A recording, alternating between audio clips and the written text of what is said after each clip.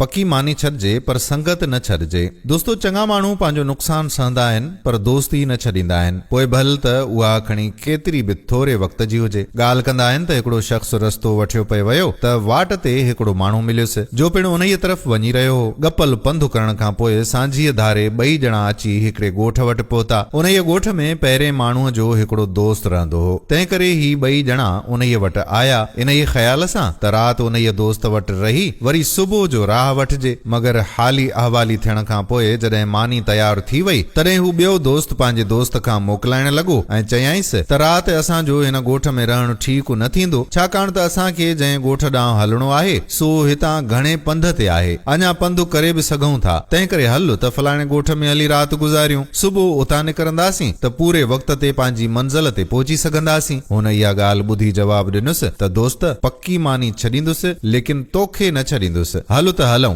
ईअं चई मीज़बान खां मोकिलाए अॻिते रवाना थिया ऐं वञी घुर्बल ॻोठ में राति गुज़ारियाऊं। जॾहिं कमुकार लाहे ॿई दोस्त मोटिया तॾहिं उन्हीअ ॻोठ में आया जितां पकल मानी छॾे हलिया हुआ। माण्हुनि ॿुधायुनि त उन्हीअ अव्हां जे दोस्त जे घर ते उन राति धाड़ेलनि चढ़ाई करे मालकनि खे मारे संदन सभु माल मताव खणी विया। जेकॾहिं अव्हीं बि उन राति हिते रहो हा त अव्हीं बि ज़रूर मौत जो शिकार थी वञो हा। सच चयो अथनि त पक्की मानी छॾिजे पर संगत न छॾिजे।